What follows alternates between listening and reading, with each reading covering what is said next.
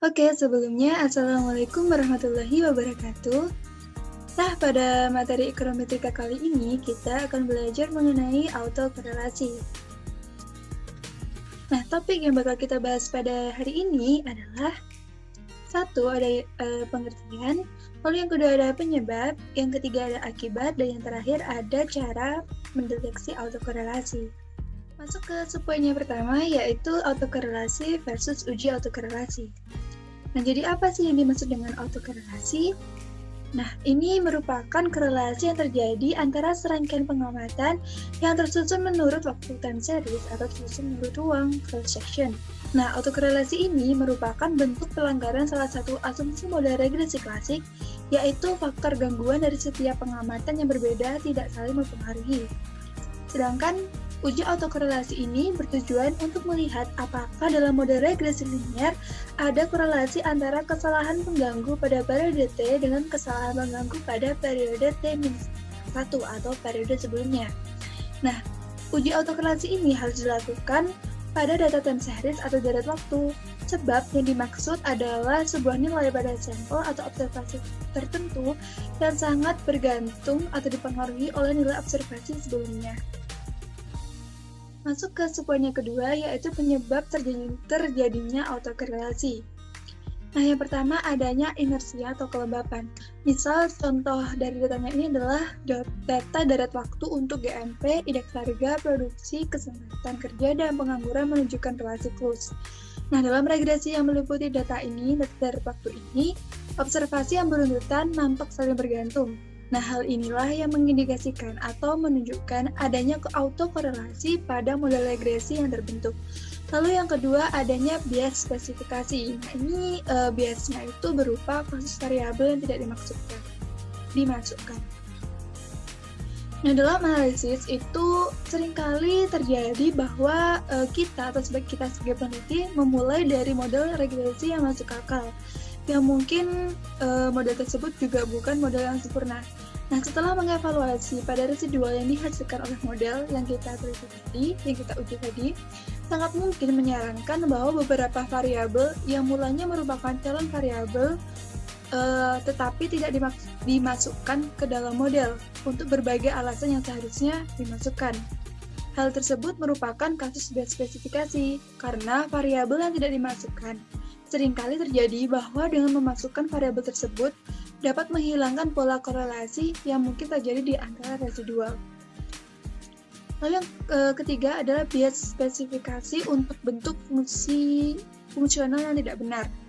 Nah, jika pada poin 2 tadi terkait masalah variabel yang tidak dimasukkan, nah, dalam poin 3 ini autokorelasi disebabkan atas bentuk formula model regresi atas variabel-variabelnya yang tidak sesuai dengan seharusnya atau tidak sesuai dengan formula standar atau formula yang benar.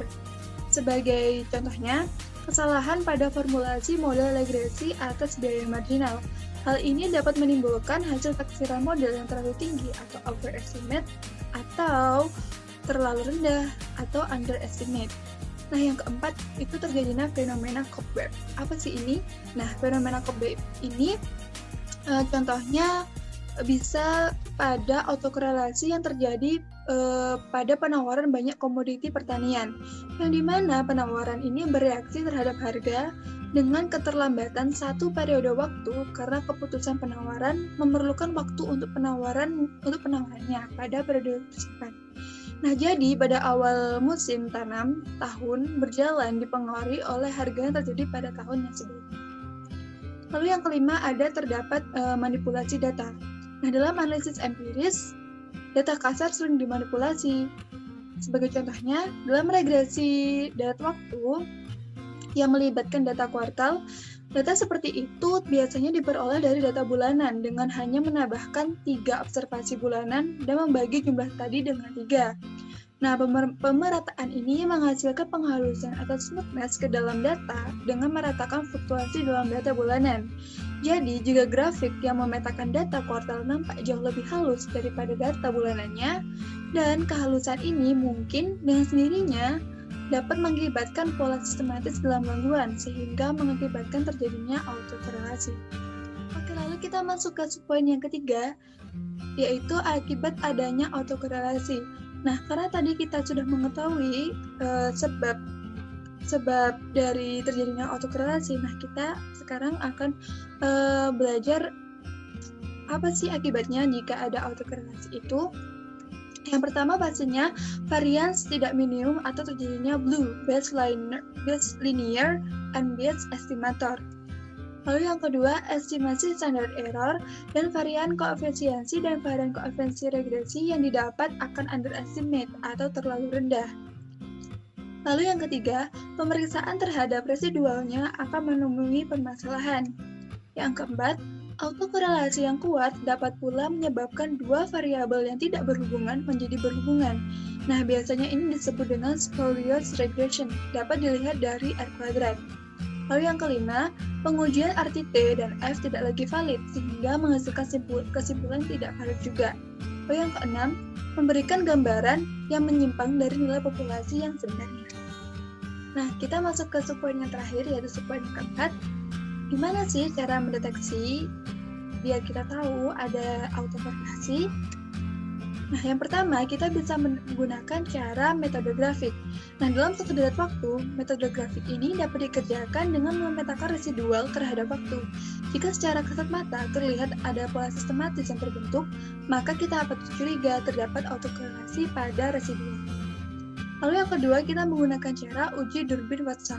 Nah, cara ini tapi hanya digunakan untuk autokorelasi tingkat 1 atau first order autocorrelation dan mensyaratkan adanya intercept atau konstanta dalam model regresi dan tidak ada variabel lag di antara variabel independennya.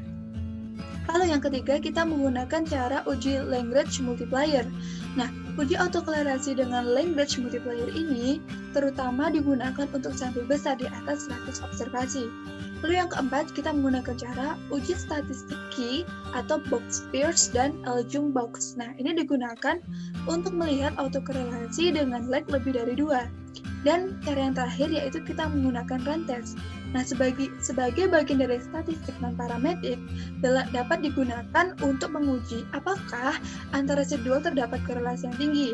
Nah, jika antara residual tidak terdapat hubungan korelasi, maka dikatakan bahwa residual adalah acak atau random. Rantes ini digunakan untuk melihat apakah data residual yang terjadi secara random atau tidak sistematis.